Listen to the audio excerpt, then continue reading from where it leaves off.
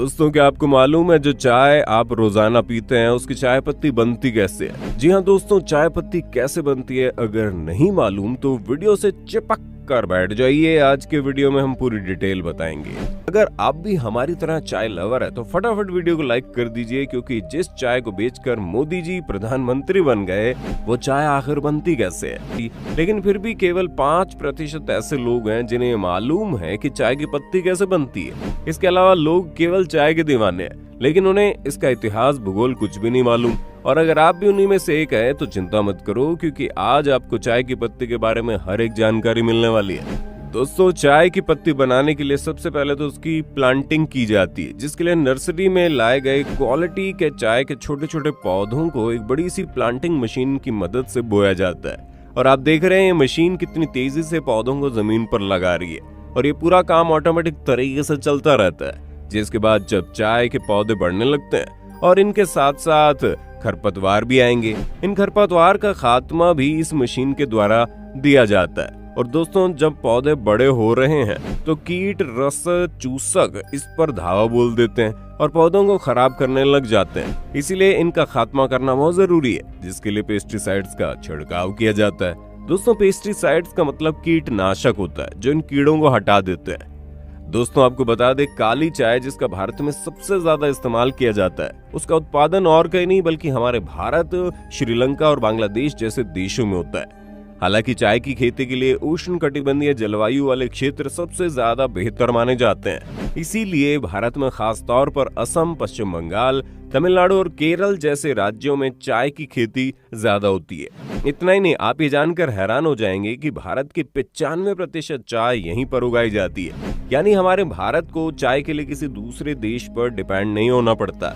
हम जितनी चाय पीते हैं उससे ज्यादा उसका उत्पादन करते हैं, और भारत के असम में सबसे ज्यादा चाय की खेती की जाती है। दोस्तों, चाय के पौधों की प्लांटिंग के बाद ये पौधे हार्वेस्टिंग के लिए तैयार हो जाते हैं। अब इन चाय के पत्तों को अलग अलग तरीकों से तोड़ा जाता है। कई जगहों पर इन्हें हाथ से ही तोड़ा जाता है और कई जगहों पर इस प्रकार की स्पेशल तरह की कैंची का इस्तेमाल किया जाता है, जिससे काम थोड़ा जल्दी हो जाता है। हालांकि ज्यादातर लोग हाथ से पत्तों को तोड़ना पसंद करते हैं, क्योंकि जो लोग चाय की हार्वेस्टिंग में लगे हुए हैं वो आज से नहीं बल्कि सालों से इस काम को कर रहे हैं। दोस्तों, जब बड़ी संख्या में हार्वेस्टिंग करनी होती है तो लोग इस खास तरह की मशीन को इस्तेमाल करते हैं। जैसा कि आप देख सकते हैं, इसमें आगे की तरफ घूमती हुई ब्लेड लगी होती है, जिसकी मदद से पत्तों को आसानी से निकाला जा सकता है। आपको बता दें, चाय के पौधों को एक बार लगाने के बाद इनकी 3 बार हार्वेस्टिंग की जाती है। पहली बार तो मार्च के महीने में हार्वेस्टिंग की जाती है और फिर 3 महीने के अंतराल में 2 बार तोड़ाई की जाती है। अब इन सभी चाय की पत्तियों को बड़े बड़े बोरे में भरकर आगे के प्रोसेस के लिए ट्रांसपोर्टेशन के जरिए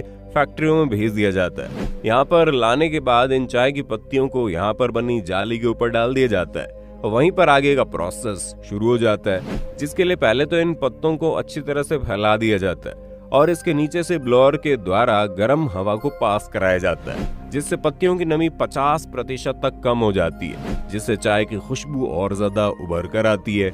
अब दोस्तों, आगे के प्रोसेस के लिए इन पत्तियों को रोलिंग और क्रशर मशीन के अंदर भेजा जाता है। यहाँ पर इन कम नमी वाले पत्तों को मशीन के द्वारा रोल किया जाता है और फिर आगे जाकर इन्हें क्रश कर दिया जाता है, यानी कि छोटे छोटे टुकड़ों में कर दिया जाता है। परंतु दोस्तों, अभी ये पत्ते पूरी तरह से तैयार नहीं हुए और ना ही इनमें वो रंग आया है जो हमें चाहिए।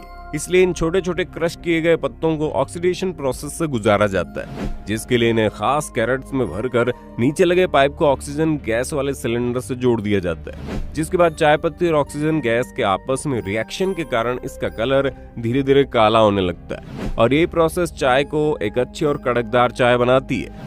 हालांकि अभी भी चाय की पत्तियां पूरी तरह से तैयार नहीं हुई, इनमें अभी थोड़ी सी नमी बाकी है, जिसके लिए फिर से इस कंटेनर को सिलेंडर के साथ अटैच कर दिया जाता है और इस बार इसमें 80 से 90 डिग्री सेल्सियस की गर्म हवा को पास करते हैं, जिससे चाय पत्ती अच्छी तरह से सूख कर तैयार हो जाती है। अब चाय पत्ती की ग्रेडिंग के लिए इन्हें कन्वेयर बेल्ट पर डाल दिया जाता है, जहाँ पर लगी अलग अलग साइज की छलनी चाय पत्ती के साइज के आधार पर 3 अलग अलग कंटेनर में चाय पत्ती को स्टोर कर लेते हैं और फिर एक्सपर्ट्स इसकी फाइनल टेस्टिंग करते हैं, जिसके बाद इन्हें पैकिंग एरिया में भेजा जाता है। यहाँ पर ये ऑटोमेटिक पैकिंग मशीन इन्हें पैक कर देती है और तब जाकर हमारी कड़क और खुशबूदार चाय तैयार होती है, जिसके बाद हमारे और आपके घरों में पहुंचाया जाता है इसे, ताकि हम चाय पीकर बिल्कुल तरोताजा हो जाएं। ऑल टोटल कहें तो भले ही चाय के बागानों से चाय की पत्तियों को तोड़ कर लाया जाता है, लेकिन जो उसे कड़क स्वाद देती है वो ऑक्सीडेशन प्रोसेस ही होता है, जिसके जरिए चाय को बेहतर रंग और कड़कपन मिलता है। और उसी चाय की पत्ती को जब हम अपनी चाय में डालते हैं तो हमारी चाय भी बिल्कुल कड़क हो जाती है। इसलिए ऑक्सीडेशन प्रोसेस जितना